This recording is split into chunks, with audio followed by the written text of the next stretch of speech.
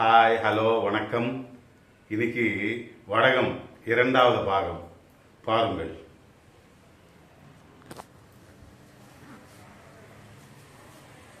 வடகம் பார்ட் 2 அப்படிதானே சொல்லணும். இங்க வாங்க முதல்ல. இது நேற்றுக்கு நம்ம இந்த மாதிரி எல்லாமே போட்டு நைட்டு ஃபுல்லாக அப்படியே வச்சிருந்தோம் இல்லையா. இன்னைக்கு காலையில் எல்லாமே எடுத்து நல்லா பிழிஞ்சிட்டு இந்த மாதிரி பேப்பரில் நல்லா காய வச்சோம்.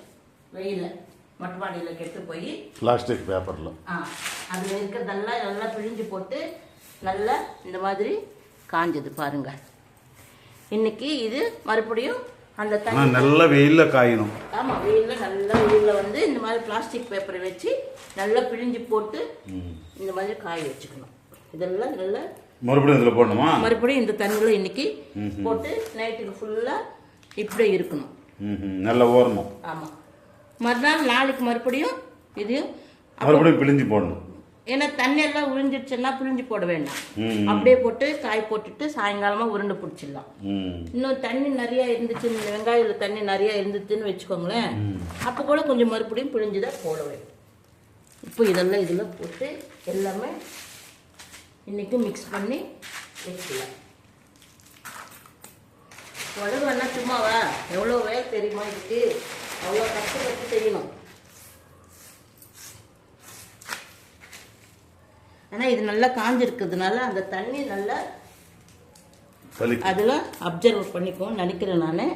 பார்க்கலாம், நாளைக்கு காலையில் பார்த்ததா தெரியும். பார்த்தீங்களா? இந்த மாதிரி நாளைக்கு ஒரு நாள் காஞ்சா போதும். இரண்டாவது நாள். ஆமாம், இன்னைக்கு ஒரு நாள் காஞ்சது. இன்னைக்கு ஒரு நாள் காஞ்சதா? நாளைக்கு ஒரு நாள் காய வச்சு நல்லா மூணாவது நாள் நாளைக்கு நைட்டு வந்து எண்ணெய் ஊற்றி இதில் நல்லா பிசைஞ்சு வச்சுட்டு மூணாவது நாள் காய வைக்க வேண்டியதில்லை. இல்லை, உருண்டை பண்ணிடலாம். மூணாவது நாள் உருண்டை பண்ணி காலையில் நம்ம காய, அது மட்டும்தான் 40 நாள் நல்ல வெயிலில் காய வைக்கும். ஓகே ஓகே ஓகே, பார்த்துக்கிட்டிங்களா? இப்படி இது மறுபடியும் அந்த தண்ணியில் தான் போடணும். நல்லா அப்சர்வ் பண்ணிக்குவோம் அந்த தண்ணி. ஏன்னா இது நல்லா காஞ்சிருக்கிறதுனால நல்ல வெயிலில் சுத்தமான இடத்துல போட்டு இந்த மாதிரி நம்ம எவ்வளோ சுத்தமாக செஞ்சுக்கிறோமோ அந்த அளவுக்கு நல்லா வரும். இதுக்காக எல்லாமே தனித்தனியாக வச்சு இருக்கணும். இதெல்லாம் சுமார் எத்தனை உருண்டை வரும்? ஒரு 35-40 வருமா? 6 கிலோவுக்கு வந்து ஒரு 40 வரும். ஒரு திருப்பதி லட்டு அளவுக்கு. அது 50 கிராம் 60 கிராம் அளவுக்கு உருண்டை பிடிச்சோம்னா ஒரு 40 வரும் நினைக்கிறேன். பாருங்க, நல்லா அப்சர்வ் பண்ணி தண்ணி எல்லாமே நல்லா நேனா காஞ்சிருக்குல்ல. இன்னைக்கு நல்ல வெயில், நல்லா தண்ணி எல்லாமே காஞ்சி போச்சு, சுத்தமாக வத்தி போச்சு. இது அப்படியே கூட நாளைக்கு பிழிய வேண்டாம். அப்படியே அந்த பேப்பர்லேயே மறுபடியும் நாளைக்கு காய் போட்டு நல்லா சாயங்காலம் வரைக்கும் நாளைக்கு சாயங்காலமே உருண்டை பிடிச்சிடலாம். மூணாவது பாட்டில் இது ரெண்டாவது நாள். இரண்டாவது நாள் இந்த மாதிரி வரும்.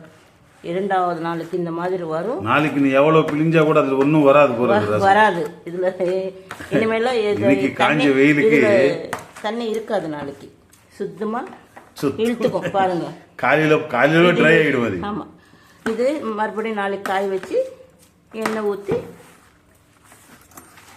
உருண்டை பிடிக்க வேண்டியதுதான். இதுதான் second day part. Okay okay.